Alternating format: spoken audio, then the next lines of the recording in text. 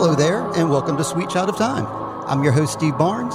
Today we're doing a Sweet Child of Time discussion of music teachers using the teachers from the movies Whiplash and Mr. Holland's Opus as our examples. And because we're talking about movies, of course, I've got my movie friend with me. She's the queen of Letterboxd. She's the token woman of our dark Discord. It's Lindsey Dunn. Ahoy there, Lindsey. Ahoy, Steve. Or should I say, a oney and a twoey and a go? No, don't say that to me right now. That'll make me very nervous. I was just starting the song, you know? I'm picturing like Fletcher starting it out, and I don't like that. I don't like that image in my head. He might have had a few things to say about our technical setup before we started. Oh, you mean like how smoothly this all went and how it just took us like a couple seconds just to click on and get in there? I think we're good. But yeah, anybody who's seen these two films know there's an obvious division of teaching styles. So we're going to bring in a division of folks here, and we have a special guest for Sweet Child of Time today. So y'all know her as the singer of Rebecca Crow. You know her as a constant listener and criticizer of Sweet Child of Time. It's my wife, Heather Barnes. Ahoy there, Heather. Ahoy, babe. Hey, babe. What's shaking? Hey, babe. Get formal with me. This is a podcast here. You're a professional. How are you this evening, ma'am? Mr. Barnes, I'm doing quite well. Thank you for inviting me to join you too. Yeah. I mean, these are great films, and it was kind of you that kind of led us on this path here because we watched Whiplash and you compared it to Mr. Holland's Opus, and that kind of opened this whole can of worms. Yeah, upon reflecting on both of the movies, I did kind of a compare and contrast of the two, and I found that I actually had more similarities than differences when I actually started thinking about them. So I think that's probably why when I watched Whiplash, I was like, this reminds me of Mr. Holland's Opus. Just like it. It's so similar. Well, that is an interesting take because Steve was saying before these two movies could not be more different, and I kind of agree with that assessment, saying one of these things is not like the other, but one of these teachers is not like the other. However, I also think I can see kind of where you're coming from because it had been a long time since I'd watched Mr. Holland's Opus. Same. And I think I had a more rose-colored view of memory of the film than when I watched it again. I was like, oh, Yeah. not sure, Mr. Holland. I'm not sure at all if I like your strategy, sir. I don't agree with those noises you made just there, but I agree with your sentiment. I didn't think, ugh, when I saw it, but it was a different movie than I remember it being. But yeah, when we first saw it, we just thought it was like just this feel-good movie of the 90s. And it still is, but that's why we're here, is to talk about the differences of these movies. Before I get into that, though, I'm going to ramp us back into some personal stuff here because we got to get to know Heather and yourself a little bit and our own experiences with music and our music teachers. So I want to start with Heather, our guest. Did you play music when you were like in middle school, high school, or any instruments? So in middle school, I started to learn how to play the viola. And that ended after my 3 years of middle school. I did not keep up with that at all.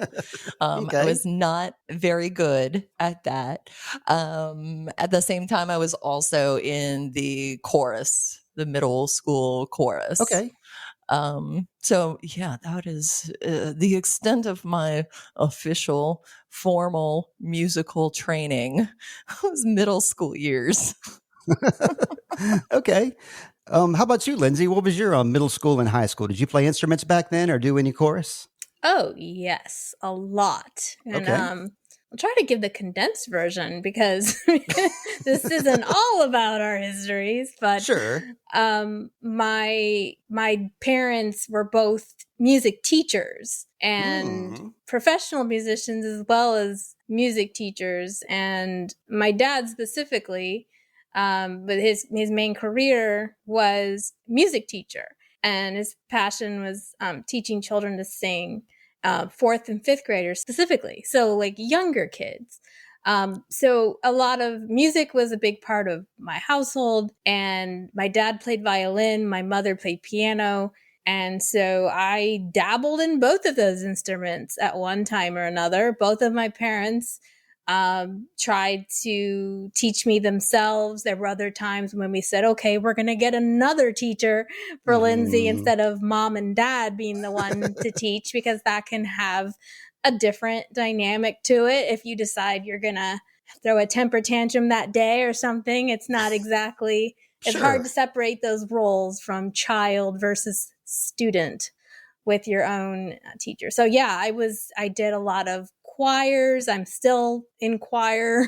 So I've been in a lot of choirs in my life, been around music my whole life, been around a lot of music teachers my whole life, and I've had a lot of different models of that.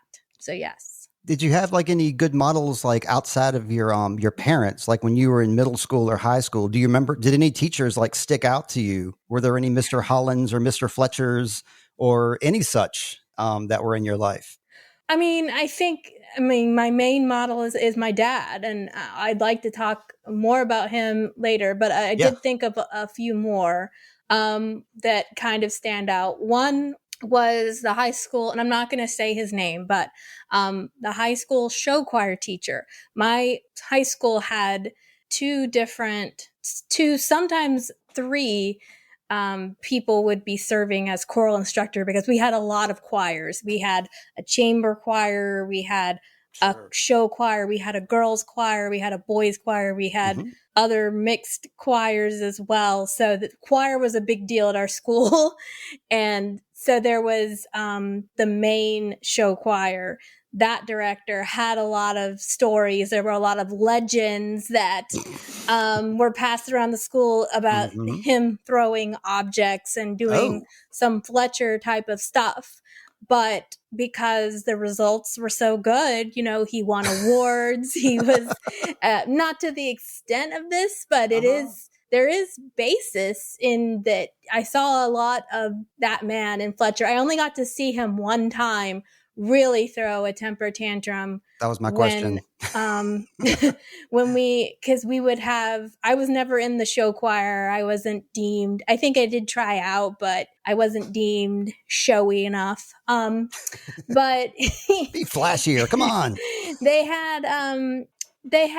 They would have these, you know, at the beginning of the spring choral show, there would be a big choir number. So all the choirs would sing a song together, and he would lead us. And one time he didn't feel like we were cutting the cheese, you could say. And so he really just lost it at that moment and was like, nobody's going home until we get this correct.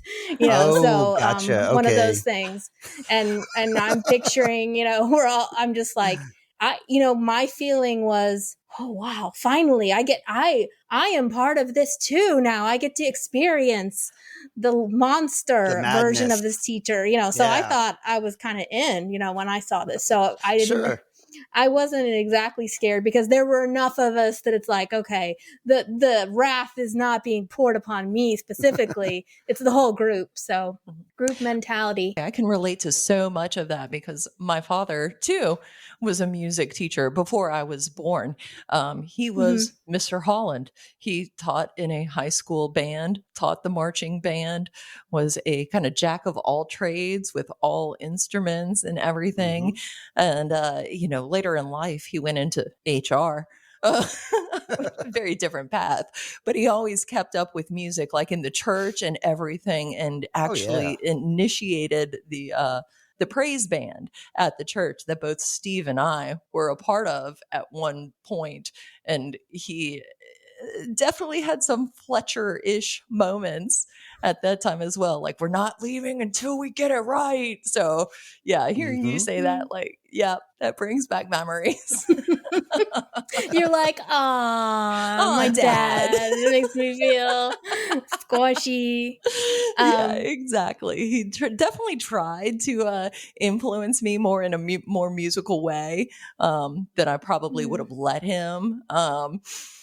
But, you know, I mean, he taught me a few chords on his 12-string acoustic, so that was cool. But yeah, it just wasn't my thing. Yeah. I'm glad you talked about that, Heather, because like when Steve mentioned music teachers, I was like, wait, I thought her dad. I was like, is she not going to say anything about her dad? Well, we're going to get to it because I want to talk about her dad too. Music teacher.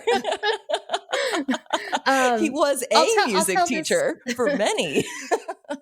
I'll tell about this one other teacher, and then maybe we can talk about our dads.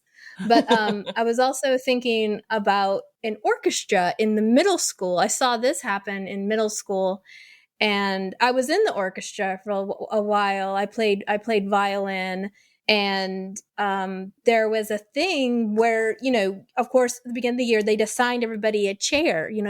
There'd be first chair, second chair, all this. Mm-hmm. So you get a chair. Well, on Fridays, every Friday, they would have what they called, I don't remember what they called them, but it was some kind of playoff or... sax battles. So basically you had to, if you wanted to challenge somebody for their chair, you could say you wanted to, it was like the Hunger Games. I mean, you're like, I want to play for my life here. And the conductor would be like, okay, you play, and then you play. And then he would make a determination. And if he said, this person was moving, you had to do it, no questions asked, and not complain and everything. And I remember I don't remember doing it myself, but I remember being in the room. I used to have to walk home. It was in the elementary school, and I would have to walk to the middle school to get my older sister and then walk home with her from school. And middle school lasted a little bit longer. So I was in the back of the room. I don't know why they gave me permission, but I'm sitting in the back of the room waiting for my sister to get out. And I saw my sister get first chair cello in front of, and she was like a 7th grader. This girl was an 8th grader. Oh, you could feel the tension in the room. It was thick, but my sister had been working her butt off. And so she played the passage better, and she got that chair. And there's so much competition in Whiplash, of course. And so that kind of brought that up a little bit. It's like, you don't think of, or people probably don't think about orchestra as being like, and band as being as competition. Yeah. I mean, like, except for like marching band territory. But I mean, it could be just as brutal. I mean, it makes sense. You want to have your most able players that are the most versatile and have like, I guess just the most versatile and dynamic players to be, your high lit players. But I mean, it just seems weird to have like something that's in the arts and it's supposed to be like a creative thing. And then you have this cutthroat competition and this clear dichotomy of like alpha, beta, sigma players. Mm-hmm. And people kind of act as such too. Like we saw in the movie how like they really wanted that top spot, and if they didn't have it, they were very upset about it. Mm-hmm. And I just forgot that whole thing existed.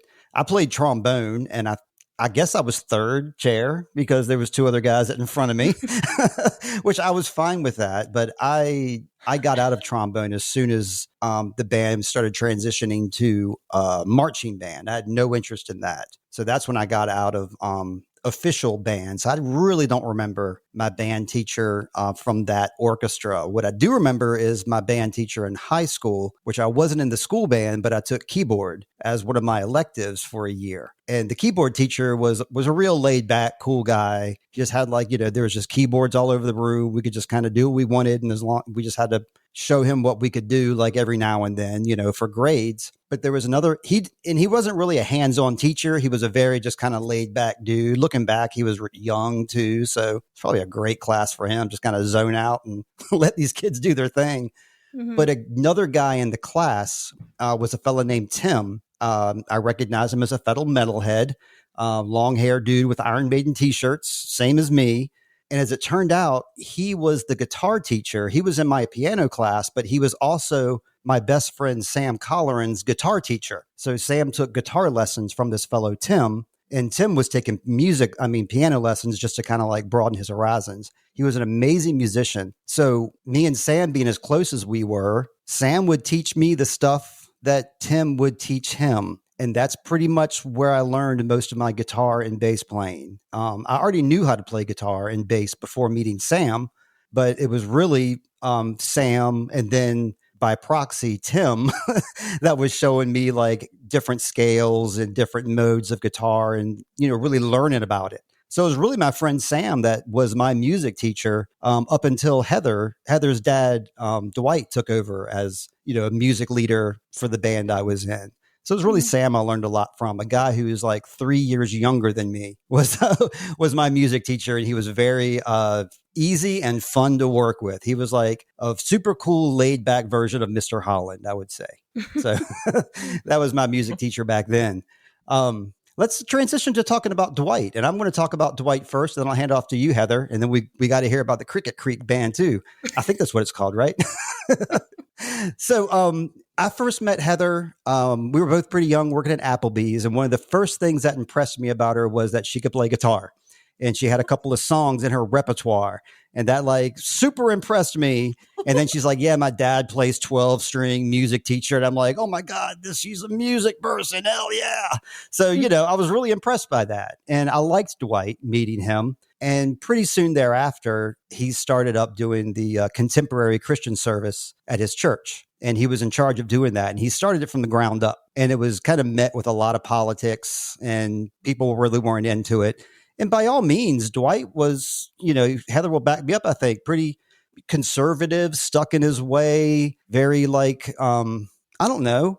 He didn't seem the type that would be pushing the boundaries and questioning authority and pushing back, but he was, because he wanted more growth in the church, and he saw it through like a better type of music. So, he enlisted me and Heather. Heather sang, I played bass. Heather didn't stick around too long. She'll tell you about her experience with it. I stuck around for a few years, and I guess Dwight was a nice cross between Mr. Holland and Mr. Fletcher, because for the most part, he was a Mr. Holland, very, open and friendly, not quite like as gregarious as a Mr. Holland, but, there and open and able and communicative with everybody. He would occasionally, especially with the singers, that's when his Fletcher would come out, when he was dealing with his singers. And he had this really bad habit, and everybody cringed and hated it, when he would clap in your face and expect you to get on beat while he was clapping loudly in your face. It was a habit that he did that did not endear us to that style of teaching. And there were nights that we were not allowed to leave until somebody learned a certain part. And he would never throw things across the room, but you could see in his temperament that he was ready to throw somebody across the room. But all in all, I mean, at the end of the day, I learned a lot from him when it came to like music dynamics, playing softly, playing loudly, listening to other members of the band, especially the drummer. We had a very bad drummer, but we always had to like adapt to him. So, that's just what Dwight taught us to do, is like excel despite our faults. And that's all I'm going to say for now. Heather, what's your experience with Dwight Freeman? As a music teacher, very similar to yours, what you were talking about, the focus on the vocals, it was hard being the band director's daughter. I felt like there was more pressure on me. Because, I think he also felt like he had to just prove, like you had mentioned, the politics in the church, how some people were like, "Oh, we don't need change," but Dad was always like, "We are supposed to be fisher of men. We need to find every way that we can to reach the community. And if it's through music, that's, if it's contemporary music, we need to be contemporary. We can't keep doing this traditional thing that's not reaching the people." Where was I going? That always surprised me about your dad too, because he was such like no offense, like a stodgy Dodger, and he like he liked things to be traditional. He liked the traditional service. I believe he liked the traditional service more than the contemporary service. I think that's himself. True too, especially all the years that he was in the choir. I mean, he had the Christmas Eve solo every year the traditional service, and like that was his spot. That was his first chair. But I think more than that, he was, like I said, a fisher of men. He wanted to grow the congregation. I mean, I feel like that like you said, every year he would do that Christmas service, and he always got a lot of praise for that, righteously so. Lindsey, he would always use like a newborn baby from the church as baby Jesus. That was like, how we'd always get like new families involved, is like, can I borrow your baby? I think he got a lot of praise for that. He got a lot of praise from the praise team itself. I remember quite a few times us all hanging around the band room, there being like, Brutus and, well, you don't know these people, Lindsey, neither do the listeners, but there'd be like, 15 or 20 of us in the room, tight knit group, and everybody would tell Dwight what a great job he was doing. I mean, people routinely, he was part of a church community. And I think church communities are admittedly better about that kind of thing, sharing their tragedies and their joys with each other more so than like just average people do. He was the band director at the church I grew up in, basically. So, I mean, those people, they're family. They still are, and my mom is still very, very active in that church. And so she goes every Sunday and still hangs out with all of the people that Dad worked with and taught and everything. But yeah, I would definitely say the music that they put together and performed at his funeral would be like, yeah, that would definitely be his opus, his closing curtain scene. Yeah. Let's transition to your pops there, Lindsey. Is you say he's involved in the church as well, or was he more of like a personalized music teacher for a school? Well, he was both of those things. I mean, his profession was music teacher. He also was a professional violinist, so he would be in the symphony. He would go out and do like strolling violin. He would be hired at weddings and funerals. Oh, that's cool. To play. So he was kind of well known around town, as well as being a music teacher. And I mean, anytime we would go out to eat, it would be like, Mr. Dunn, hello, Mr. Dunn. There would be like some kid that knew my dad, whenever we'd go out to eat. And my mom would sort of sometimes be like, I wish we could just eat a meal without being greeted like you're the mayor, Of course. My mom's a little more, she's a quieter soul, and my dad's very extroverted. I mean, these days he's not doing as much because, some issues walking and getting around. So he's not quite as mobile and doing things. He is still conducting at church. He has to sit down in a chair, and so they're making accommodations for him. But yeah, I think so. My dad's passion was choral singing for kids, and his very first job was at this school near Indianapolis, Indiana, and the school was Crooked Creek Elementary. And so he formed a choir called the Crooked Creek Crickets. And he did a lot with them. His belief, he had a mother who was a very talented piano teacher, and from when he was young, she put music in his life too, and he was singing and going out in town and performing. And so I think he just had this belief that kids can do a lot of stuff, and so he put that into his job. And we actually had a Mr. Hollands Opus moment in his life. The kids that he taught still remember him, and he remembers every single kid that was in that choir. Like, he can say their name, what solo they had, what job, because he gave the kids each a job. Like, everybody had, in addition to like singing and performing with excellence, he gave everybody a task. So like, you're in charge of getting the girls capes, and they're numbered from 1 to whatever. And so he gave everybody a responsibility, and they would rise to the occasion. I was just talking to this, there's this lady, Wendy Summers, very lovely lady. She helped organize this reunion of all the Crickets, and they came together and sang just like a Mr. Holland Opus. They all got together and sang and honored my dad and what he had done. He played this game with them, like name that composer, and they say they can still, like, a song comes on the radio, they can say it's Dvorak. They know their composers. I love playing that game. I want to play that now. Yeah, name that too. Like, But he just had this, he had these expectations of the kids. And it's interesting because when I was a teacher, an elementary teacher, I only did it for 1 year. But I think I see a lot of myself in my dad, or a lot of dad in myself. Like can have high expectations too. And, some children really respond to that. Not to be a Fletcher, but to be like, you guys are just as capable of an adult choir of doing this really, really good thing. And they did have practices every Friday, and it was before school, and the parents had to drive their kids to school. So he expected, a lot of these kids, but they rose to that occasion. And I think they all remember that very fondly.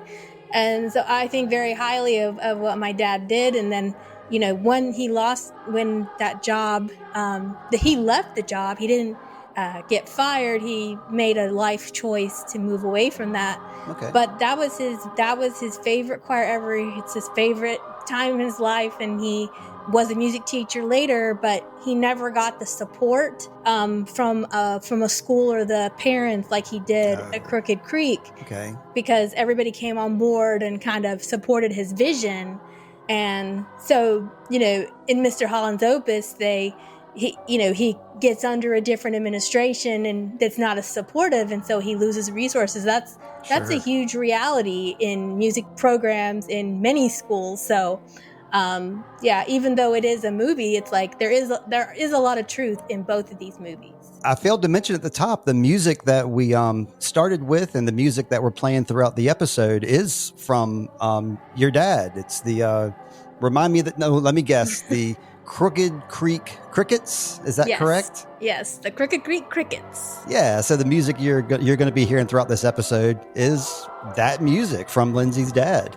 Both these movies seem like they could be true. They seem like, especially Mr. Holland's Opus, it's like, is this based on a true story? And like the whole Fletcher thing, it seems like it could be, a movie pulled out of truth. The fact is, both these movies are fictional, but kind of based on truth. I got the lowdown right here. The character of Fletcher was inspired by a high school music teacher that was the high school music teacher of the director, Damien Chazelle. And he said that Fletcher was kind of a portrayal of his music experience. He also said that car crash scene in Whiplash is based on fact. That is the one scene in the movie that he said is based on something that actually happened, where he got in a car wreck on the way to a performance and then went to the performance anyway and botched it. And Mr. Holland's Opus, definitely not a true story. And Patrick Sean Duncan, who was the screenwriter, I believe was a screenwriter of that movie, he said that Mr. Holland's Opus is like a conglomeration of many of his teachers throughout his life. And the guy who wrote this movie also wrote a bunch of other heartfelt type movies like this in the 90s. So I think, that's just kind of like the note that he hits. But they ground it. I just want to say they do with Mr. Holland's Opus. They very much ground it in history by showing what was going on in the country at this time. Because they're trying to show the passing of time for Mr. Holland and how he starts in the 50s and he ages along. We age along with him and get to see him in several decades. So they were trying to, I feel like, they were kind of trying to do a Forrest Gump thing, but, where they kind of see how the country changes. But, Mr. Holland's hairstyle changes and the clothes of the kids change, but the heart of what he's doing doesn't change. So I thought that was a neat way to kind of ground the story and make it a little more realistic. Yeah, they always use that Vietnam War. I've always noticed that's something in these older movies that are like a division of time. Vietnam happened and nothing was the same. And of course, now, we have other incidences that have happened in the past 20 years that also are like life defining. The two that I can think of, the biggest, are like 9/11 and the pandemic. So I imagine like when we see movies 10 to 20 years from now, we're going to be seeing like, oh no, pandemic time, get the masks out. And that's like when all the kids get Z'd out and millennialed, I guess. I don't know. I don't think that's what they call it. It's Z'd out. Yeah, they get zooted. I know that we one of the stories that Lindsey brought up in our pre-discussions was this whole Charlie Parker story. Do you mind if I go into that, Lindsey? Oh, I thought I was going to go into it. Oh, well, if you want to, yeah, I'll hand the keys off to you, and I'll just kind of throw in maybe what I have to add. Okay. Yeah, what is the truth behind that Charlie Parker story of him, Joe Jones, throwing a cymbal at his head and nearly decapitating him? Yeah, well, I actually wanted to make this into, use that as an inciting incident for maybe a little bit of a larger discussion about stories in general. Right, that's where I was heading to. Yeah, because, one of my stories, that's my channel. Oh. So I was, I was noticing, okay, how do these teachers how do they use stories to kind of both portray like who they are as a teacher and kind of show their true colors, as well as to shape, or in some cases, control the people around them. Yeah. So Fletcher tells this story to Andrew Neiman, where he says that, one night Charlie Parker's playing and Joe Jones is there and he messes up. And Joe Jones throws a cymbal at his head and nearly decapitates him. And then he came back and he played the best solo of his life. Mm-hmm. And so it's a short and sweet story, but it does reveal, I feel like, a lot of stuff about Fletcher. So let me talk about the truth, and then let's go back and discuss the story. So okay. I found 2 stories for Fletcher that he shares and 3 stories for Mr. Holland. Okay. So with the first story is the truth of this Charlie Parker story is that 1937, Kansas City, he's in a line with a bunch of other people to jam on stage at this music club. And it's very exciting because Joe Jones is the drummer from Count Basie's orchestra, and he's there that night. And so maybe playing with him could be a great opportunity. Right. So Charlie Parker has designed his own improvisation method, and he's sort of, he's a auteur. He's creating this new style that nobody's really ever heard before. And he's using keys not normally used and modulating between them. Yep. And they're playing this really well-known classic jazz standard, I Got Rhythm. And so he executes a chord nobody's expecting to hear. And it surprises everyone and kind of throws them off guard. So they're like, what the heck's going on? And then he's not able to make the transition well with the rest of the orchestra. He gets off the tune, he gets off the beat. So Joe Jones throws a cymbal at his feet. He didn't throw it at his head. He didn't nearly decapitate him. It's a common practice to do this in jazz circles. Well, it's called gonging a musician. Like if they screw up and you don't want them to do anything else, you throw a cymbal at their feet. And it's called gonging. I've heard of it before. Oh, okay. Well, I had never heard of it before.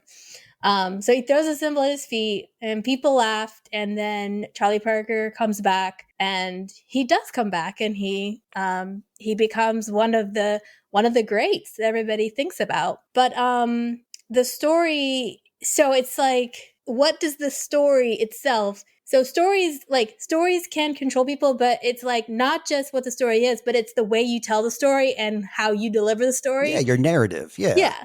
So the way that Fletcher executes this is it's like, okay, you have to humiliate somebody, almost hurt them, and that makes them great. And if it wasn't for that incident, he would not be great. So I want to ask you guys about this story and like the truth. So can we divide out between like, what is the truth of the story compared to what Fletcher says? I have something very specific about that because the story Fletcher told is not true. He didn't throw it at his head. He threw it at his feet, gonged him. So I believe, I'm not sure if Fletcher was intentionally fudging the truth to make a point to Andrew, or if the movie like decided to like change the reality. I believe it's Fletcher lying to Andrew to make his point. Because we see the same thing with one of his other stories. He kind of puts a twist and a lie on his story to make it fit his narrative, to make it fit his lesson. And I think that's really consistent with his character, because his character is like, the ends justify the means. I can humiliate these guys all day and call them names, And it doesn't matter what, but if they become a great musician, that's my goal. And that justifies everything that I've done wrong, including lying and berating and just things that you should not be doing in general. So I thought that was weird. I think that he twists stories to his own advantage to make his points. That's a character flaw, in my opinion. I mean, you should be able to use the truth to make your points instead of having to exaggerate them or lie about them. I think it's kind of telling of his character. Mm-hmm. Yeah, I agree with that. Yeah, Heather, what do you want to say? Exactly what Steve said.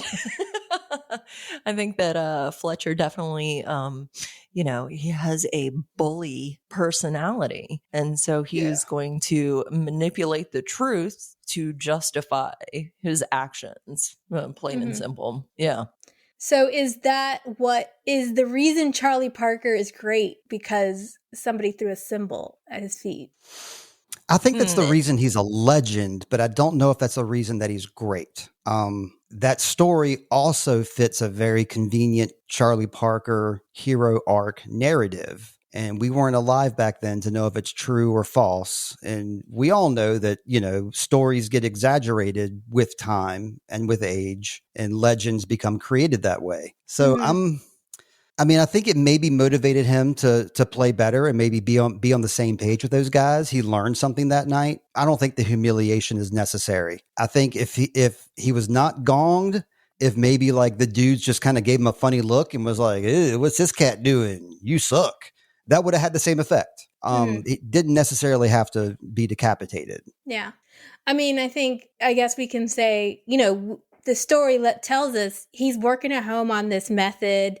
He's doing things nobody's ever done before. So he's already like really intrinsically motivated and talented. And even if he didn't get the symbol, I think he would have continued to work just as hard.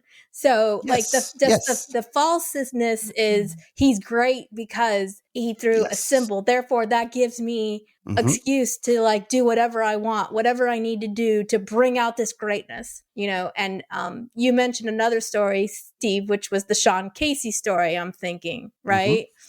And I think this story is even actually a little bit more interesting because he mentions that 6 years ago, he finds this kid working on scales in a classroom by himself. He's not very good, but I saw something in him and I pushed him. I pushed him. And then, I put him in studio band. And because of that, then he graduated. He got third trumpet. Then he's the first and he played beautifully. And when does he first meet Andrew? He first meets him playing by himself in a room at the beginning of the movie. So this dude's a predator. He lurks around the school. He lurks around the school looking for lonely, desperate people that are wanting to work really hard, and they're already motivated. And then he like plucks them out and puts them in the orchestra, and he pushes them really hard, and he says, "Look what I did! Look what I did! I created this." But it's like Andrew was already super motivated to begin with, right? But so he can take credit for what these guys do. And I just think these stories are so indicative. They tell you everything you need to know about Fletcher. Yeah, it harkens to the conversation that Fletcher and Andrew had when they kind of reunited at the that jazz bar, where Andrew was questioning him on his methods and saying, well, do you ever think maybe you could actually be discouraging a musician with your methods? And he said, oh, a real great would never be discouraged. So no apologies whatsoever. Oh, absolutely not. Yeah, definitely no apologies from him ever. You'll never hear him say sorry.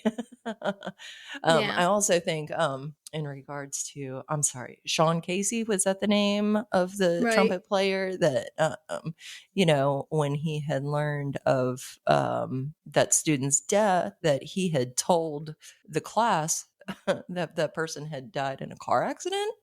as he made them We believed it at the listen. time. Yeah. Yeah, exactly. But it's just another example of manipulation of the truth to,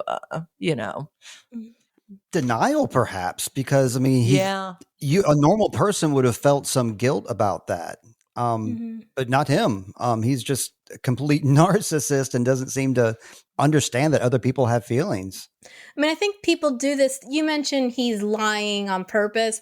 I don't know if that's true. It could be, but I think also people get out of when they hear a story, they absorb whatever a reflection of who they are. They absorb those pieces. Yes. So he just took this story and heard it the way he wanted to hear it, that reflected his beliefs. I don't think he's like purposely making up something. I think he heard that story and that's what he got out of it. and now he uses it to control people. But I see it all the time on Discord. Like I'll say something about Cobra Kai, and then next thing I know, people are saying, yeah, one of my stories said this, or, because of this, that means. I'm like, it doesn't mean that. That's how you heard it. You're just hearing what you want to hear. And I think that, that everybody does that. Is it okay for me to move over to Mr. Holland's stories now? Yeah, we need to. I was wondering when we were going to get back to his stories because he's lonely over there. Okay, so Mr. Holland told 3 stories I noticed. The first is that the one he shares with his wife when she tells him they're gonna have a baby. Oh my God. That's my favorite part. I hated Mr. Holland in that moment. We laughed so hard. Yeah. About John Coltrane. mean, it was kind of a funny story, but it was also recall us of the story because I don't remember the details of it. If you do, he's 15 years old and goes to a record store, and the person thinks he'll like John Coltrane, so he gives him a record and says, "I think you'll like this." So he takes it home and he really hates it, and so he just listens to it over and over again, and eventually falls in love with it and learns that he wanted to make music for the rest of his life. And so maybe it wasn't, his wife thinks it's sure sweet. We could think it's like but it tells you, I think this tells you a lot about Mr. Holland. Think about him. He's at the music. He's teaching kids music. They're not super thrilled about it. So he's kind of like, they just don't get it yet. They don't get it yet, but they will eventually if I keep drilling it into their head over and over again. And then I'll share the 2 other stories I have, and then maybe we can discuss Mr. Holland a little more. Okay. The other one was about Beethoven, about the tragedy of Beethoven's life, and how he's kind of talking about this in relation to his son. Yeah. And he's sharing a lot here about how he views his son's state of being as tragic. So he talks about Beethoven and how he's up front conducting, and the orchestra is trying their hardest to keep up, and Beethoven's worried about being humiliated. And he had to saw the legs off of his piano so that he could hear the resonance through the by putting his ear up to it, and that it's just tragic what happened to poor Beethoven.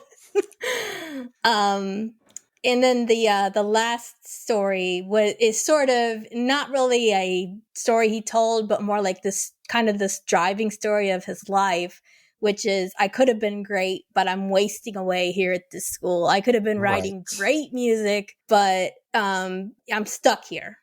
Yeah, there was a bitter edge to him, especially towards the earlier part of his school career, where he kind of held that on his shoulder, like, this is holding me back. I don't want to be doing this. I really want to go into that Beethoven thing, though, because I saw this movie back in the 90s with my old music teacher, Sam Colleran, my old movie buddy. And when he was telling that story and the whole way he related with his son, I was a younger person at the time I saw it. I kind of saw Mr. Holland's point of view because it was Mr. Holland's Opus. So I was trained to okay, I'm going to be on board with Mr. Holland here. But watching it for the second time now as an adult, I saw that story as, kind of close-minded, because, he's viewing his son's, deafness as a tragedy, but his son is perfectly happy in his own skin and, has his own joys and admires his father even. And his father looks at his son as if he's pitiful that he, can't hear music and can't play music with him. So I don't know, with that story, I kind of can't be on board with Mr. Holland there. I kind of think he's just a little bit misguided when it comes to deafness, and he's grasping at straws, or maybe the writers of the movie are grasping at straws to, compare his son to Beethoven with their obvious thing they have in common with their hearing. But I don't know. I didn't take that as like a great story. I kind of took that as like I don't think you understand, Mr. Holland. I think you have some more understanding to do. And the same thing with that story about how you have to like listen to the music a whole lot in order to appreciate it, and you hated it first. He brought that up at the worst possible time. With his wife just told him she's pregnant for the first time, and then he goes in this stupid story, and it was just awful. I mean, he even said, like, "What am I trying to say?" Yeah. Watch this movie as an adult. I saw him as a much more like bumbling fool than I did like when I first watched it as a kid. Yeah. I'm not saying, please take note. I'm not saying, I know we're sort of saying Mr. Fletcher's bad, Mr. Holland's good. That could be like what people think we're saying. Yeah, But just because we're saying these stories doesn't mean I'm saying these are things to laud, but they are things that reveal a lot about a character's issues. Oh, absolutely. Good or bad. Yeah, I think as far as like the little speech he gave about John Coltrane after his wife told him he was pregnant, like the whole point was that like he didn't love the situation, but like he learned to love it. So like, all right, we're gonna have a baby. I'll learn to love this. Okay, I'm on board, I guess. Let it grow on me. Give me time. And then as far as like the Beethoven, I think that was just really more about him. He mentions Beethoven was not born deaf. He had hearing, and I think that was where he was really mourning that's the tragedy. The fact that his son would never experience that, whereas Beethoven had at some point in his life, but Cole never would on the same level. Mm-hmm. Yeah, I mean, I was thinking about with this Beethoven thing. Yeah, it definitely shows how he's struggling with the truth of his son. And I like your use of the word mourn, Heather, that it's okay for him to kind of grieve that because he loves music and he kind of wishes he could share that with his son.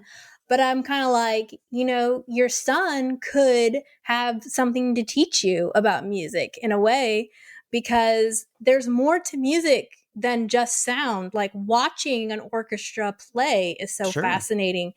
And they show the students later on, the students go to a performance and they kind of try to make it more interactive with lights and do different things to kind of show the music. But even before that, his son comes in the room and what does he do? He's looking at his dad conducting with so much passion and energy, and he wants to emulate that and copy his dad.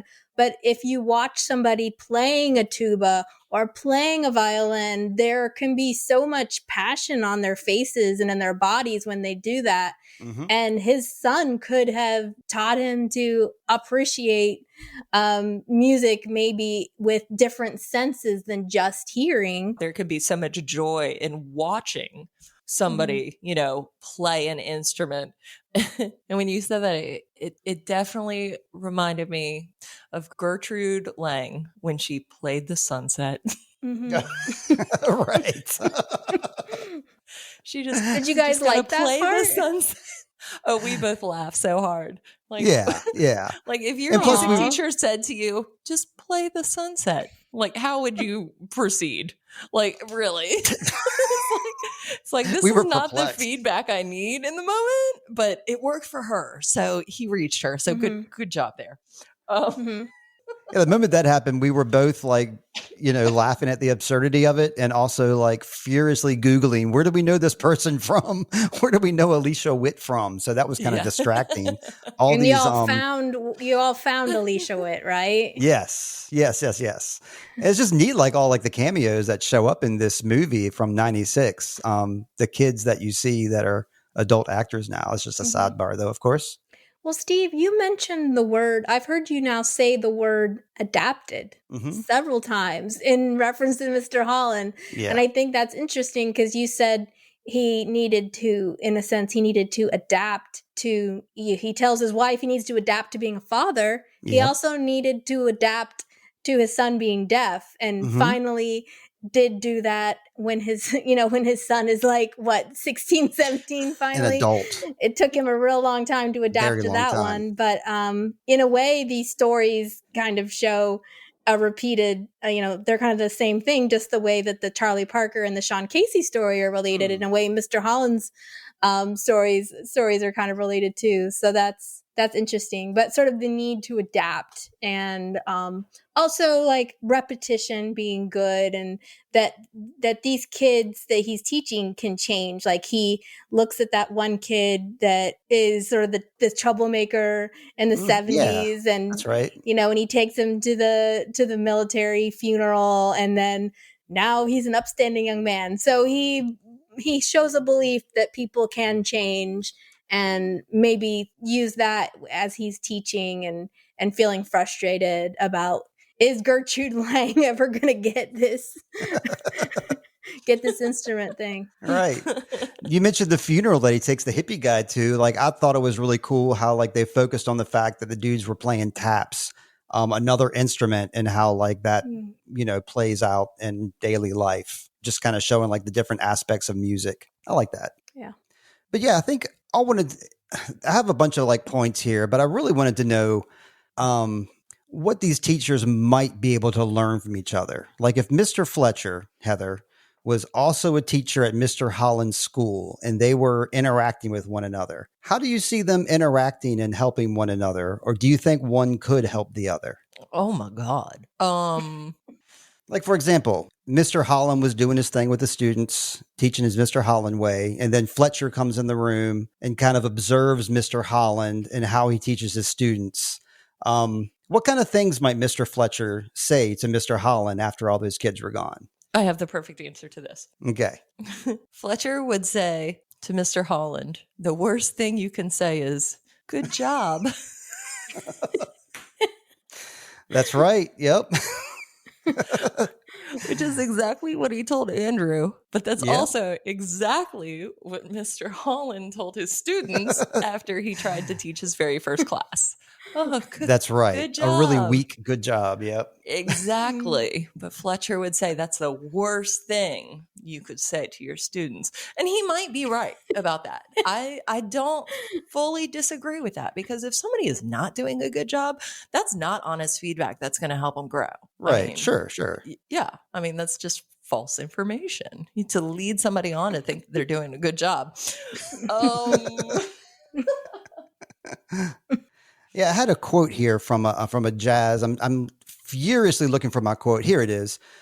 They say that the reason that he was so strict, or the writer of the movie Whiplash, because Fletcher's perspective is that jazz is dying, and that being gentle, the quote here, being gentle is neither productive nor satisfying, according to, these hard-nosed teachers. So how about the opposite question, Lindsey? Let's say Mr. Fletcher was leading his studio musicians. Well, I got to say, Mr. Fletcher's band is way better than Mr. Holland's band. We all know that. It's a fact. But let's say that, Mr. Holland comes and sits in on one of Mr. Fletcher's lessons. And, Mr. Fletcher is doing his thing where he berates people for their weight and their gender and their choices in life. Lindsey, what do you think how would Mr. Holland react to Mr. Fletcher's teaching style? You got to leave room for creativity, man. I mean, I don't know if that's exactly it, but you said Fletcher's band is better. I don't know if I agree with that. Oh. Because, yeah, they're playing every note to perfection, but is anybody enjoying themselves? None of them are really even looking at Fletcher. You know, if you notice when the scenes are showing, they're not looking at him. They're looking at their stands. And to me, that's not good music. You need to connect with your orchestra, and an orchestra moves together. And I was listening to a discussion about this movie that was very interesting. And, you know, because I don't know a lot about jazz. Me neither. But they mentioned the things he's asking these people to play, like the drummers. We know more about their stuff maybe than anybody else's because that's the focus. But he's asking Neiman to play this particular thing to perfection. But in reality, the way it's played, the way that was played, that was improvised by somebody a long time ago. And now, because now whatever that person did double swing, has been written and notated out for it to be copied. But when it was originally done, it wasn't played that way. It wasn't played like every note has to be exact and everything has to be this way. It was very loose. Like, jazz is about improvising and room to kind of relax and creativity. What's his face? Fletcher does not foster that in his classroom. How can you even say that it's jazz, what he's doing? So I think Mr. Holland would encourage him to learn to adapt his style. Like, if somebody's not getting it, screaming in their face is not going to help them play better. It's just going to make them terrified of you. We see Mr. Holland trying different things, like play the sunset. You can say that that's corny, but with the percussionist, like, he didn't clap in front of his face. You know, he clapped with him, or he would hit the guy's helmet. Or I've seen I remember at my church there was a high schooler trying to teach a middle schooler how to drum correctly, and he stood behind him and patted his back, you know. So there's you got to help people to feel things in their body and not think you just screaming in their face is gonna help them learn. So yeah, Fletcher has absolutely zero teaching skill. He does not teach. He simply intimidates and yells and threatens. Right. Whereas Mr. Holland takes all these different approaches, whether it's touching the person, moving their foot, stepping on their foot, banging on their helmet, you know, trying to help them find the beat. Whereas, Fletcher is just like, nope, nope, nope, over and over again without giving any feedback other than too slow, you're rushing, you're dragging. And that's not helpful to somebody that's learning, you know, or trying to learn or define the beat. But, you know, what you said about that, you know, really the contrast there, especially when we're talking about the rhythm section, the way that Holland helped Mr. Russ find the beat. And even when he stopped the band and said, congratulations, you found the beat. It wasn't that, you know, it wasn't like, everybody take 5 and we're going to be here for hours like Fletcher did. Yeah. I wanted to counter back with Lindsey, what she was saying about jazz and like, what is jazz? So I'm not a jazz aficionado, so somebody feel free to, you know, tear down what I'm about to say here, because again, the person I keep mentioning, Sam Colleran, is a huge jazz fan, jazz buff. I cannot stand the stuff personally, but I know enough to know that there's different genres of jazz, just like there's different genres of metal. And some metal, like I like, is like real doom and real basic, and we're playing power chords and we're just making a lot of noise and it's real low pitched. And then there's the more orchestral metal music, where it's more refined solos, a lot of intricate changes, a lot of time changes. So the kind of jazz you were talking about before, like it sounds like you were talking about, Lindsey, like blue note jazz. And that's the most popular form of jazz, where it's jazz that would be played at a jazz club with 3 or 4 musicians jamming, taking turns, improvising and experimenting and just having a blast. We saw Fletcher doing that in the club with his 3 buddies, and he was on piano, just kind of playing whatever he wanted to play, grooving out. That's not what he teaches at school. That's not studio jazz. Studio jazz is more orchestrated. That's why they have separate chairs, because those 3 trombones must play their parts in unison. They're all like in different keys to like form a whole one trombone. So all those pieces have to come together perfectly. And if something's off place, it's going to be very noticeable because everybody else is in time and they're following that page just as strictly as like a classical musician would. And that's what they're there to do, is to follow the page, play the piece perfectly, hopefully have a little bit of fun while they're doing it, but it's not a whole lot of room for improvisation. I was surprised when he would yell out and tell Andrew to play a fill towards the beginning. I think that was just part of his hazing, is like, I'm going to let him like play a couple fills here, and then I'm going to really put him back down again, because that's very unusual that Fletcher would be like, yeah, just play a cool fill here. It's like, no, you got to play a fill that comes in on the 4th, out on the 5th. I got to hear that cymbal, half note. He's very precise in what he's doing. So that's why he's so detail oriented. And so there's just had to point out there's like 2 different types of jazz, and he's teaching a very specific, intricate form of it that involves a lot of practice. I think that's true. Some people don't think that's real jazz. Yeah, but I also think that the conductor, that they should at least be taking some cues from the conductor, even if they're following very strict sheet music. But Fletcher just stands there and nods. That's all he does when he's up there. Yeah.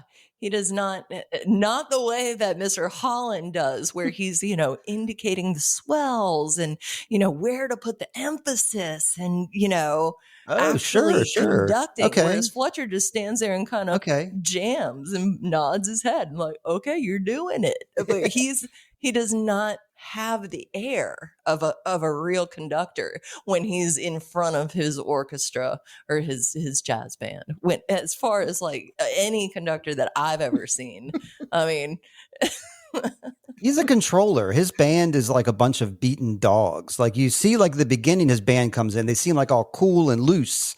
And Andrew's like, oh, I'm part of a cool thing here. But as soon as Fletcher walks in the room, they all stand up, sir, yes, sir. Yeah. Sir, yes, sir. Their heads are hung down in shame. They can't look him in the eye. They're all scared of him. He leads by intimidation. But that's the thing. He doesn't lead. He doesn't lead them at all. He just expects them to.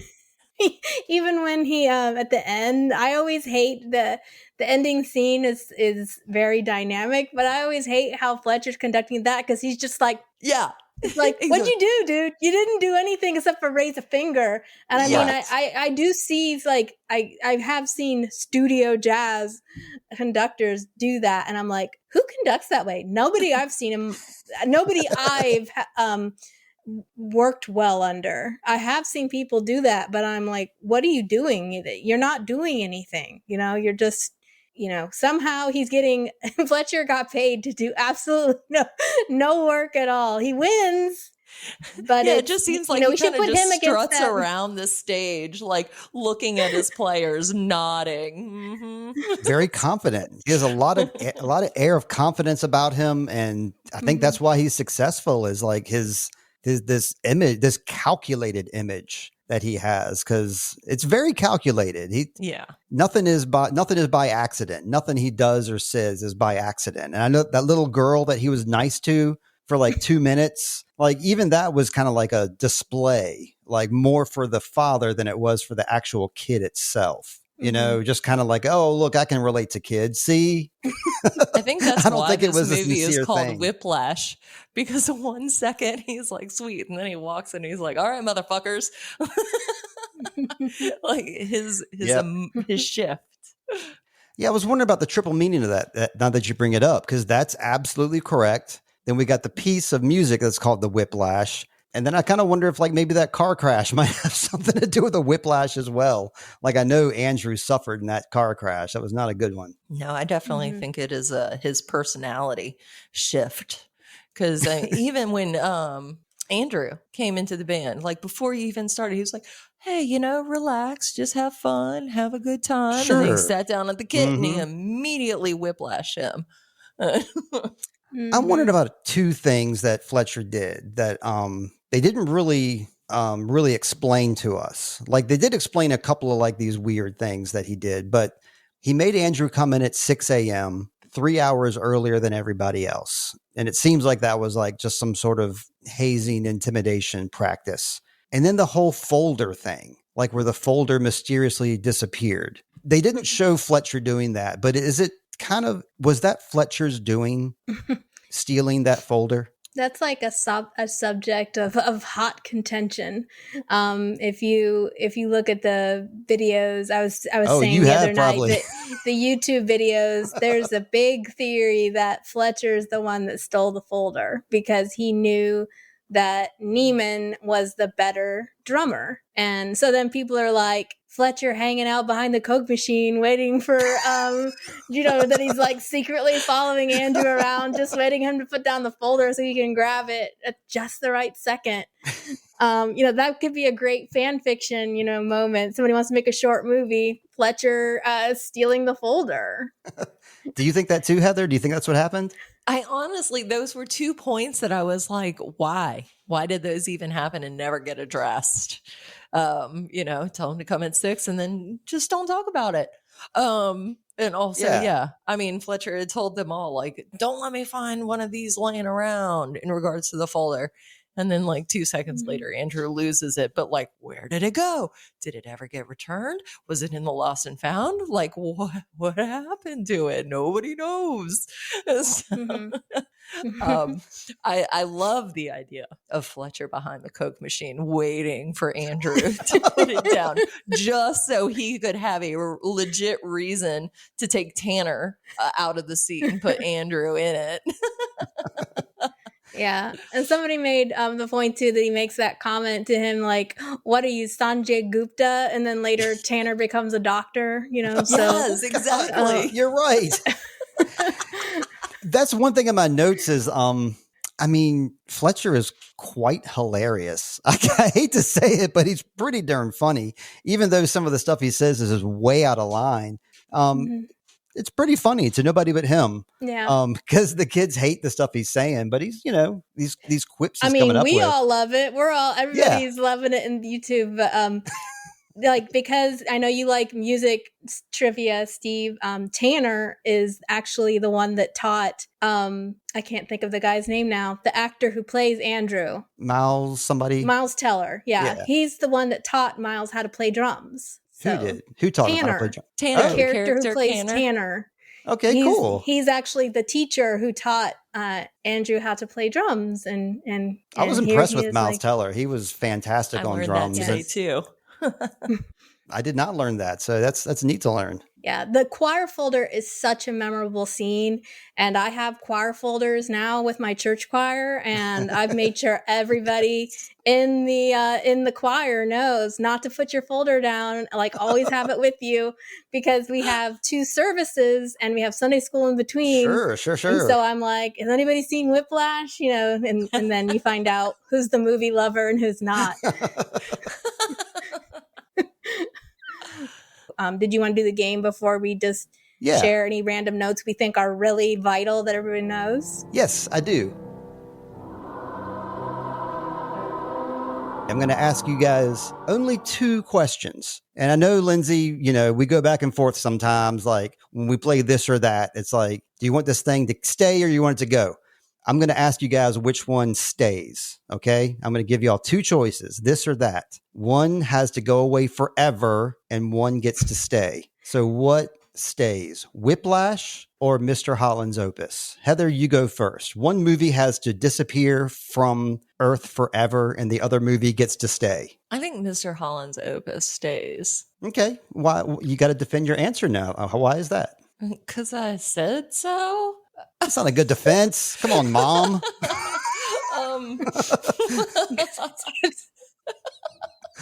Because that's my official opinion. Yeah, I just think it's a much. I like wholesome. It's so much more wholesome. Absolutely. It talks about, life events, like you've said multiple times, adapting in life. It shows growth, compassion, learning. None of those things happened in Whiplash. I mean, Okay. I can't even say that in Whiplash that even Andrew necessarily grew, other than to become defiant and a badass. I mean, he was a badass to begin with. He was awesome in the beginning, but if anything, he grew into resentment. Yes, that's what I wrote Fletcher. down too. Yeah, he gained a lot of resentment in his life. Yeah, exactly. So yeah, I think that the world would do better to keep Mr. Holland and get rid of Fletcher. Congratulations, Mr. Holland. And Heather's mine, you win. How about you, Lindsey? I'm keeping Whiplash, of course. You're keeping Whiplash. Yeah. That monster? Why? You got to defend yourself too. It's the more entertaining of the two movies.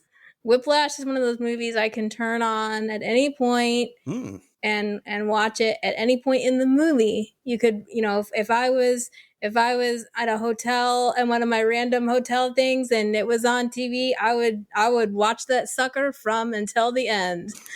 I mean, it's like, it can be a very stressful movie, but if you don't get, a lot of people get triggered by this movie, but if you don't get triggered, it's very entertaining, and just all the performances, everybody is just clocking in with 100% effort.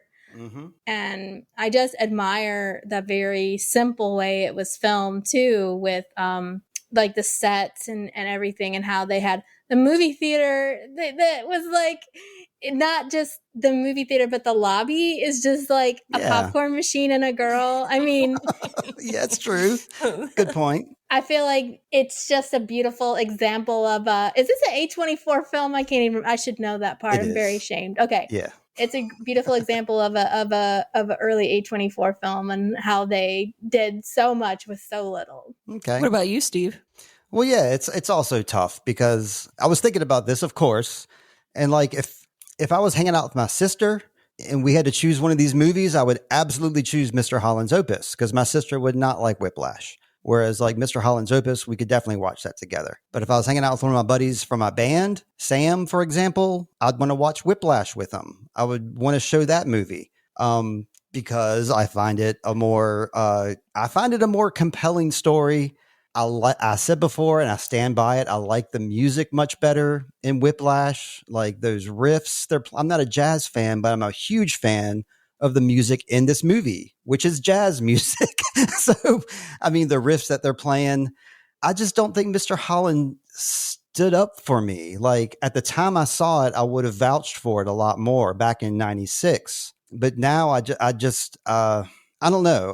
I think in some ways it fails as like a family friendly type of homogenized movie. I think there's just some points of it that just could be better, and it's a movie of its time. I just find Whiplash more dynamic, more intense, and it just made me feel more. I mean, you saw how much I was cringing watching this movie, Heather, and like how much I couldn't keep my eyes on the screen, and it made me uncomfortable. And I think it's not necessarily that I'm really into like, I'm going to watch this movie again and again and again. I don't really necessarily agree with you there, Lindsey, because I'm not really one to like rewatch movies multiple times. But if I had to keep one, I'm keeping Whiplash. So Whiplash wins 2-1. Sorry, Heather. Bye-bye, Richard Dreyfuss. So I got one more question for this or that. And I'll ask Lindsey first. So this or that, one stays, one goes. You have two gentlemen suitors that are after your hand, Lindsey, and you're going to marry one of them. You're going to spend the rest of your life with one of these men. You have to pick one of them. Who are you going to spend the rest of your life with, Lindsey? Who are the choices, Steve? Yeah, Mr. Holland. Can we choose Andrew and Mr. Fletcher? No, you can't choose a cute cheat Tanner? code.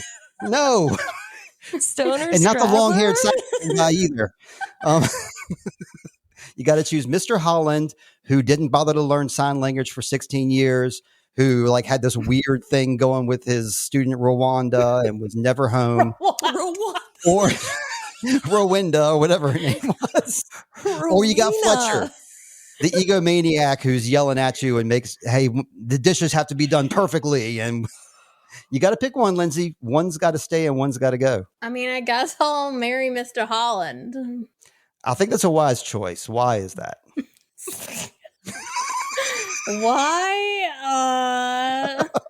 Like I said, one of these things cuter? is not like the other. No, I don't find him cute at all, which is why I find the whole like romance with the students so unbelievable. Maybe he was cute when he was younger, but I think that he has some flaws, but I'm a very thoughtful lady. So if I was going to marry him, I could give him some good advice, I feel like. And he might listen to it. Plus, we both love music. I don't really think Fletcher enjoys music much. He just wields it like a weapon. Okay. So I think that we could bond over the music. Okay. And let's see. I like the fact that he listens to records. I like records. Oh, so, sure. I could probably enjoy his record player as well. I need to buy one of those for myself. And he has a record player already. So there you go. Fletcher was a CD guy. Notice that. Oh, one more factor is that he's very into writing his music and, spends a lot of time at school. And that would give me time to do my own thing at home, too. And I bet Fletcher, when he's not at school, he's just at home yelling at himself in the mirror or something, That's true. If you had Mr. Holland, though, you wouldn't need me to make music with. So I wouldn't see Lindsey around anymore. But Heather, wedding bells are ringing. Steve is no longer with you. You have to choose a man. You got to choose a gentleman, too, to spend the rest of your life with. Is it going to be Mr. Holland or is it going to be Mr. Fletcher? It will definitely be Mr. Holland. I do not like the idea of DV, and seeing the way that Fletcher treats his students, I feel like I may be subject to some domestic violence. That's what I was thinking. Throwing things around the house. Throwing things around the house. I like my possessions. I don't want them to get thrown through the wall or at me, or I don't want to be slapped in the face multiple times because I didn't do something right or give the right answer. We forgot to mention he was physically abusive too. How did he get away with that crap? Yeah, that's not my kind of guy. I mean, glad to hear it, Heather. Glad to hear it. I wouldn't stick around for that. I haven't yet. So, Mr. Holland, he might be a little bit slow on the uptake, like you had mentioned about, taking 16 years to care about, his family or whatever. But he comes around, old dog, new tricks. And it's not impossible, so I feel like he's probably a better prospect. Okay. All right. Yeah, I agree with both of y'all. Oh, that's what you would do too? Who are you marrying, Steve? Who are you marrying? It would be Mr. Holland too. I mean, although I did get no offense, but my gaydar went off a little bit with Mr. Fletcher, especially when he would get really close to Andrew and put his hand on the wall and they would get really close. I was like, is he what is this? What is this? I'm not sure about this. So I'm not sure if I think he might be more my type is what I'm trying to say, but I would definitely go Mr. Holland style. I mean, because he's just a more friendly guy. But that's about the end of it. I don't want biceps. That's not what I'm after. Well, maybe you don't want biceps, but he wears black t-shirts and you like black t-shirts as well. We would share a wardrobe. Oh, that's right.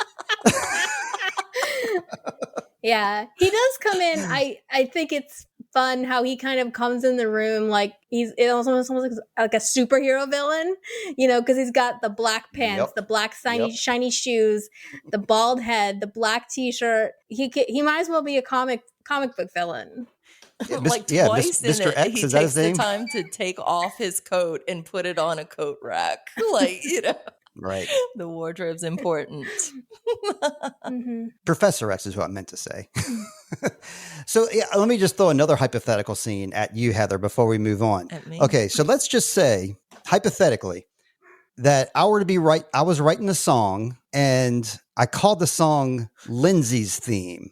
And then you're like, who's Lindsey? And then I lie about it. I lie. And then later on, you find out, wait, you're doing a podcast with someone named Lindsey and you wrote a song called Lindsey's Theme. How would you feel about that? Well, because they didn't explore that in the movie. I would very much take the approach that Iris does. What approach does she take? Because I don't remember her doing anything. He comes home after the play and she's laying in bed and he says something like, I love you. And she's like, I love you too.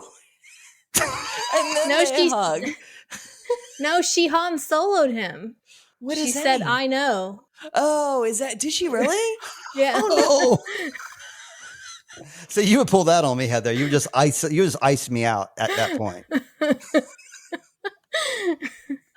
Well, me and Lindsey are doing music. We are doing music together, but I'm not naming any songs after her, and I'm not dedicating music to her. We're just working together. I just want you to put your head at rest. It would be a little. I'm well at rest. Thank you. That's such a dumb. That was like really of all the things Mr. Holland did. Perhaps that was the most stupid. Yes. To sit at home on a piano and write a beautiful song and call it Rowena's theme. Yeah. Right on the piano. And then she says, who is Rowena? Oh, it's a famous character from like Greek mythology. Yeah. Oh, it's also, by the way, the main character of the play you're going to see on Friday. Yes. I mean, the movie was long, but I think there was some cut scenes where there was like some conflict there between his wife, and Rowena. There had to have been some scenes that were cut. Right? It's a weird name. This is Steve's number one flaw, in my opinion. He can never remember anybody's name, and even if you do tell him, he will still say girl, same incorrectly. We will be watching a show with subtitles where the name is written and he will still not get it right. Same. Steve's number one flaw. Rowena, not Rwanda, not Rwanda, not Regina. My brain moves fast and I don't care about pronunciation, and I want to defend myself if I may. I'm never, ever going to run into any of these characters at the grocery store. I will never run into them in my life. So I'm not going to have to worry about saying their name to them. So it's fine that I don't know their names. They're fictional. It's okay. Mm-hmm. That's Lindsey, my defense. The best is when we're trying to talk about a show together.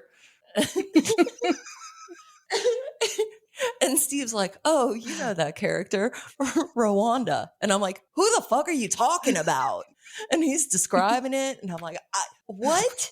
Even if we have so many times that I'm like, Rowena? Oh, yeah, that's it. I'm like, you can't. Steve's regretting he agreed to do this podcast. What happened to Mr. Barnes's Opus? What happened to everybody saying how much they love me in a room? Steve, we already have the picture you made of everybody in the Sic Mundus room, surrounding That's true. you. Yes. I got my friends over there in my dark group. Thank you very much. And Lindsey, friend. I wanted to say during that. Still your friend. I know you are. Absolutely. I think y'all have something in common because our dark group has been like, I don't know if you call it bullying or whatever to Lindsey, but they're like, make fun of her for being a woman. They called her the token woman last night in our group. And it reminded me of Chris Cunningham, because remember Chris Cunningham, a guitarist that I used to play with Lindsey in a band, would refer to Heather as the girl. So he would be like, is the girl going to be there today? Are you hanging out with the girl later? And that's honestly, he wasn't joking. That's what he called Heather, the girl. And me and Sam would always be like, that's Heather. Her name is Heather. Yeah, that was a cool guy. I was waiting for Steve to stand up for me in the chat, and he didn't. Yeah.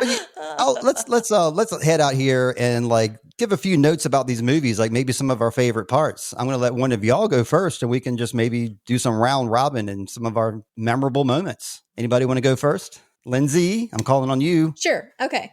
I wanted to call out for Mr. Holland's Opus. Most of my notes are about Whiplash, but for Mr. Holland's Opus, I do want to say that I still get emotional at the scene with his teenage son. I think that guy is a phenomenal actor. When he's working on his car and he comes home and he's like, John Lennon died. Okay. You just won't get it, dude. Right. And he comes in and the son follows him in and tells him he's being an asshole. And, that he would like he's happy for his dad. Like, why do you think I don't care about what you do? And I just love that performance. I know we really like Elizabeth from Dark. She's a deaf character, but I just really like the way they portray him and how he does that. I can only hope that's actually a deaf actor and not somebody who's pretending to be deaf. But I mean, this was the 90s, so I'm not sure what they were doing with that these days. But I always get emotional when I see that scene that the son wants to be a part of his life and his dad is just kind of treating him like he's in the way, basically, and such a disappointment to him. So I think, that's a great scene. This is the only movie that kid has been in. He hasn't been in any other movies. I looked up his IMDb because I thought he looked familiar. This is the only movie he appeared in. And with that terrible haircut too. Poor guy.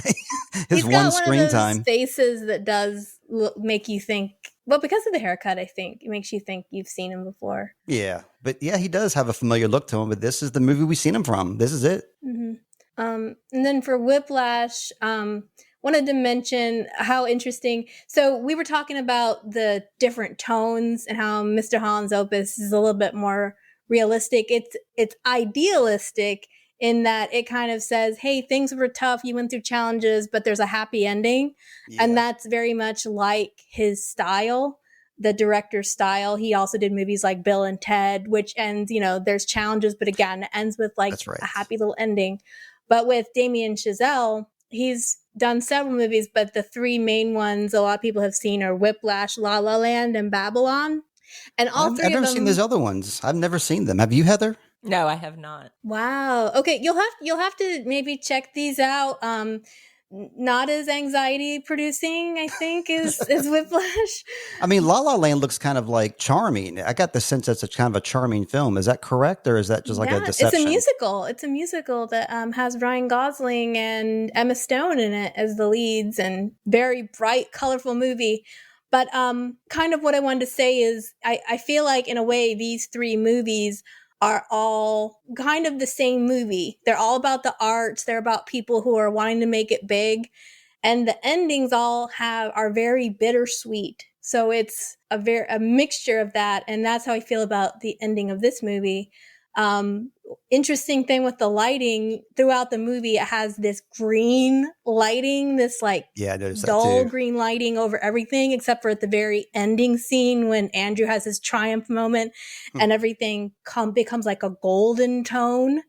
So his moment of triumph. But I feel like with this movie compared to like Mr. Holland's Opus, the lighting and the plot, it's not idealistic, but it is still dreamy. It's like all of that hard work and suffering you went through was worth it. But the feelings are very mixed. It's another thing. If you look at the ending scene of Whiplash on YouTube, you'll see many conflicting opinions on, is this a moment of triumph or is it a moment of like, Andrew Neiman finally becoming, what did they say? Like, you'll either become the hero or the villain. Like, has Neiman turned full on villain to go with Fletcher?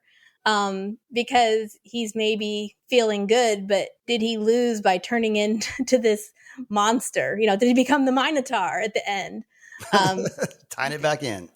But it's still, there's this, it's almost a very Hollywood ending at the end that is not, in a way, not realistic to how nightmarish this story has been. And it's this, moment of triumph. So all three of these movies have sort of similar Hollywood endings that are almost like of the golden age of movies, where it's like all of it was worth it because now you had this shining moment in the sun and you really let everybody have it. So I think that that's what makes it so interesting and that makes it my choice to keep, because I think it's one of those movies you can analyze and argue with about people about, like, what did that final glance mean between Fletcher and Neiman? What were they communicating? Was it, I got you? Or was it, now we see each other, we're equals? Or, what is, could be. It's open to interpretation what that look means. So those are, I guess my big notes. Yeah. Any follow-ups there, Heather?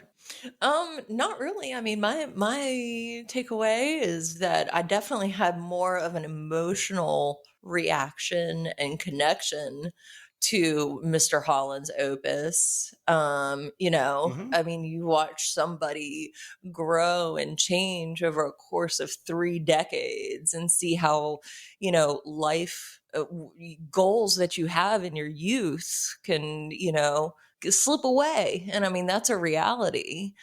And for a lot of people, but it doesn't necessarily mean that you're a failure because you haven't hit like that certain goal that you maybe had in your youth. I like that message in it. I do too. With Whiplash, I mean, a lot of it felt stagnant for me. Like there wasn't a whole lot of movement going on. There wasn't a whole lot of growth. There wasn't a whole lot of change in regards to the closing scene.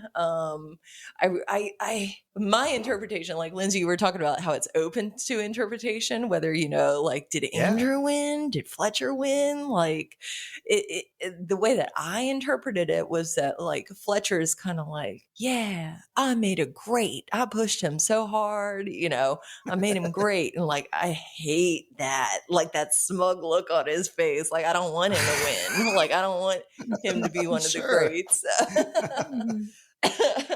But I can see how that, that difference between, like, where you look at, well, maybe Andrew is the one that's actually beating him.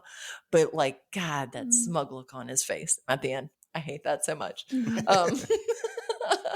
So yeah, I mean, I didn't really have much of a like afterthought about Whiplash. It was more like, okay, I saw that, I watched that happened, then then that happened, and then it ended. Whereas like Mr. Holland's Opus kind of was more thought provoking for me. Okay. Yeah. The one thing we didn't ever talk about, though, was like his failure as a teacher, this being Mr. Holland, in driving cars. Oh, yeah. He never progressed. There was no progression there. How to teach that. He never learned how to teach that. I guess that was like our comic relief of the movie was that, right? Well, there were many comic reliefs, but yeah, I thought that was really funny how he became a wonderful music teacher, but but a terrible driver's ed teacher. That's right. You could apply those same skills to driving, I would think, but you would think, but no, it was. Does it end in the 90s or in the 80s? It was modern 90s, times. Yeah.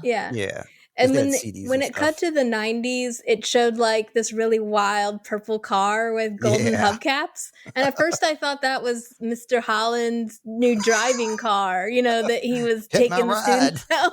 Like that whole montage where they were like showing cool stuff and then they'd like show like a reckless car.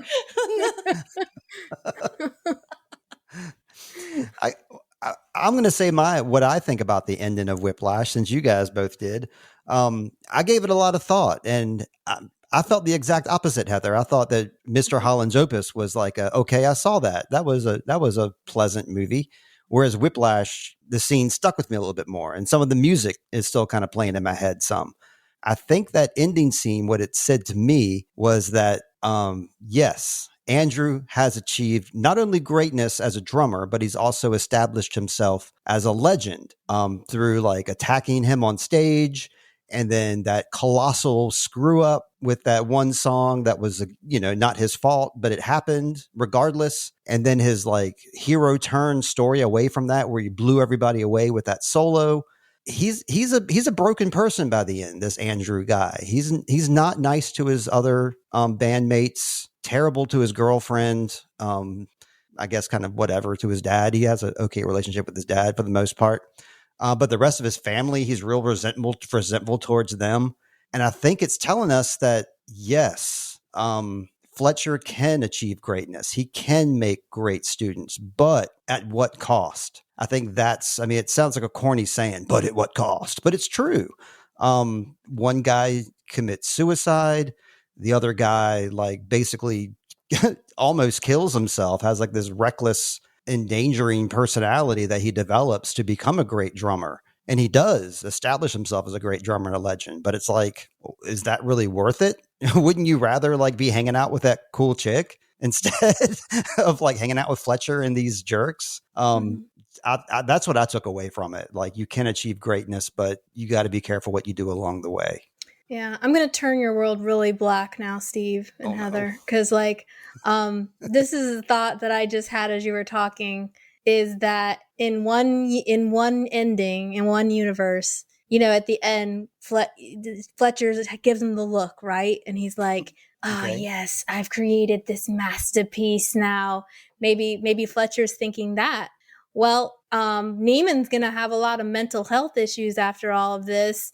And so what if he, like, in the future commits suicide and becomes just another student that Fletcher's going to tell a sad story about?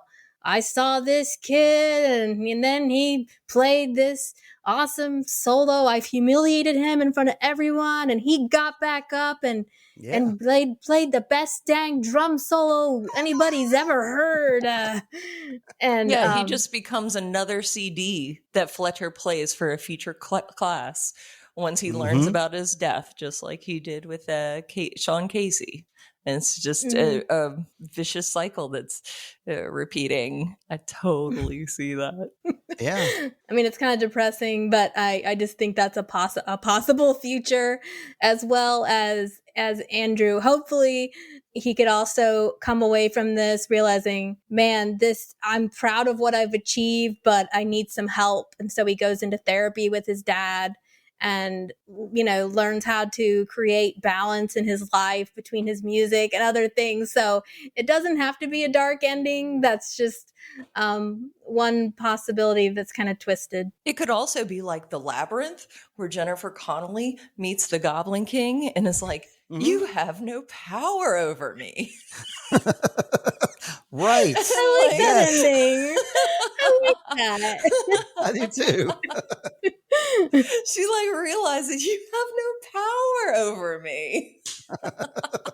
Because let's face it, he worked really hard, but also just playing something over and over again. If you're playing it incorrectly and you play it over and over again incorrectly, you're still not getting better. Correct. But he had obviously natural talent and worked really hard, and so Fletcher doesn't have power. He took the power back on the stage in that moment. But it kind of bothers me that then when Fletcher comes over, they sort of start working together, because I want Andrew to, like, in some ways leave him completely out of the equation. So I don't want him to feel like I have to prove something to Fletcher. You should prove it to yourself and, not be dependent on other people's validation for your feelings. Yeah, I really hated it when Fletcher came over and then like started to like, a little more, a little less. Like, no, this is not about you. This is about Andrew. Like, you just back up. Like, if I knock over my cymbal, let it be. Like, I don't need your help. Don't come over here. Don't nod your head at me. or point your finger. Think that you're like. I hated that so much. Oh, that bothered me. I really hated that part of Fletcher. Right there at the end. I can see that. That whole I can see that. That whole symbol, like when he knocks over his cymbal and then Fletcher helps put it back up. I think Yeah, that's a defining moment there in the movie too, like in that whole scene, because, you're kind of getting the gist that they're on the same page there. But then when he like helps write the symbol that's fallen over, that like they're truly on the same page, and Fletcher is trying to help him there. I think that's another example of the power shift. See, all the different aspects of this movie. I mean, there definitely are. I mean, one, when he just straight up, starts playing drums while Fletcher's speaking to the audience, that's definitely a power move. But the fact that, the power shift when all of a sudden Fletcher is his support in writing his symbol for him. That's. Yeah, if only Andrew had said, turn my pages, bitch. Exactly. Yeah. Oh, what did I tell Steve? I said he should have finished his drum solo by like taking his drumstick and flinging it and like going into his eyeball. And like, if this was The Boys, that would have happened. Turns into a horror movie. All of a sudden, Fletcher gets decapitated by the cymbal when he comes over to give him a tip. Thing. It would have been a great story in the jazz world. Remember when Andrew Neiman flung his drumstick and hit Fletcher in the eyeball? And it could have been a moment. Oh, well, that was what I thought the movie should have ended on. I noticed one more like really minor thing that these two movies had in common is they both focused on the spit valve of the trumpet. Like in Mr. Holland's Opus, like that one. Yeah, that one kid does it. And then when he's an adult, they show him like at Mr. Holland's Opus at the ending, the adult man does it again. Mm-hmm. And it's like that guy never learned. Like that guy never grew he never as adapted. A person. Nope. And then, of course, in Mr. Holland, not Mr. Fletcher, Mr. Fletcher's Whiplash, that movie. Yeah, we had that other long-haired trumpet player do the exact same thing during like a hot run. Takes a second to empty out his spit valve on the floor. They were both done in different kind of ways. I think in Mr. Holland's Opus, it was a comedic break. And I think in this one, it was just to kind of show like the blood, the sweat, and the tears and the spit that the musicians have to exhibit to perform greatness. So they meant different things, but it's kind of cool that we saw that in both movies. Did the different liquids that were shed during the movie. Yep. I thought the one thing that was kind of like beyond, realism was, the closing scene of Mr. Holland's Opus where all of his former students are like, have joined all of the different years. Students have come together to play his thing, his opus. And, Gertrude Lang probably hasn't kept up with clarinets and she's like the senator or governor, but she's ready to like sit in on this band and play this opus. And then, similarly, Andrew Neiman, like after he attacks Fletcher on the stage, like he packs up his drums and they're in the closet and everything. And then he runs into him at the jazz bar and he's like, come play with me. And Andrew's like, okay. Like he had never stopped playing. Like all these people just picked it up, like riding a bicycle. Never. Just like me, baby. Is that what it's like to play an instrument? Like you just pick it up? I mean, I don't know. I don't play an instrument anymore. And I feel like if I were to pick one up, it would not be like riding a bicycle. But yeah, that was a element of suspended imagination in those two similarity case. Yeah, I can see that. Yeah, I mean, I don't think that Neiman was away from drums for too long, but I think I'm going to have to give Andrew and Miss Sunset like the benefit of the doubt. And they probably had this thing planned out and they probably practiced for weeks and weeks and weeks ahead of time. You know what I mean? Like they didn't just pick it up and go like right away. Mm-hmm. But I mean, I can say that like, I didn't pick up the bass for a very long time. And then like when the call came to rejoin the band with Sam, I was back on bass in no time. Of course, it's a much easier instrument to learn and to retain the knowledge of. But I think a practiced musician, just like a practiced skateboarder or bike rider or any person who does a kind of skill, can be away from it for a couple of years and then come back and do it. I've seen plenty of like middle-aged women all of a sudden doing their gymnastic routine they did when they were in school, and they can still do it. I don't know. I think it's possible. I don't think it's too far out of the realm.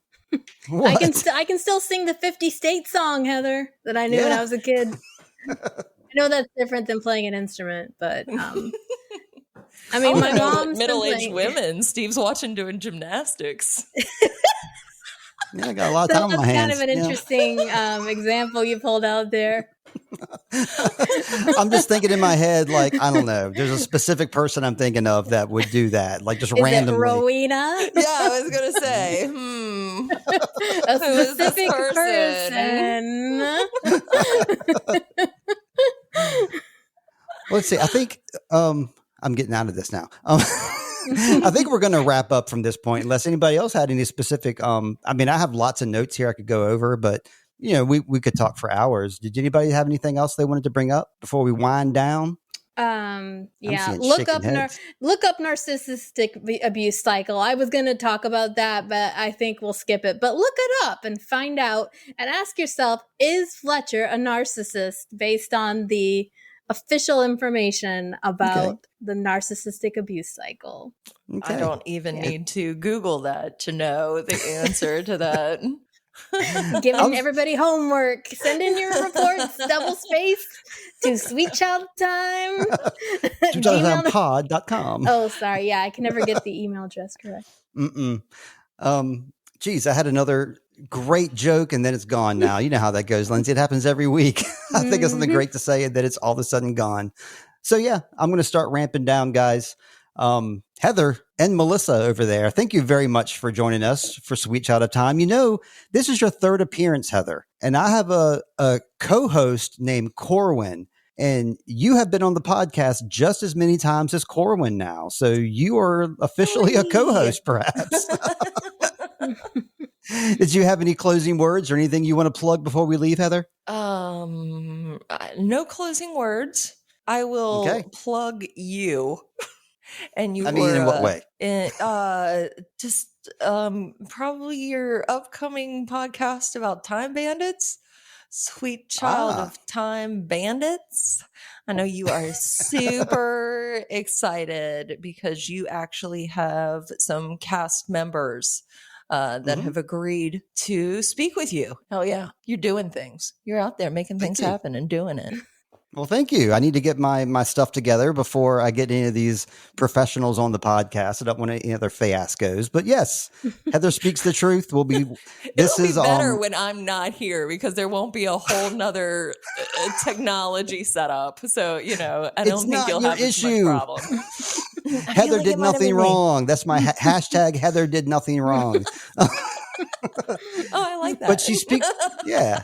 I'm going to live by that. She's speaking the truth, though. This is one of our last of these types of discussions because we're going to focus for the next 10 episodes on the 10 episodes of Time Bandits coming up on Apple TV. So yeah, keep on listening to Sweet Child of Time and you'll hear some folks who worked on Time Bandits and we'll talk to them. I'll be talking with other podcasters as well.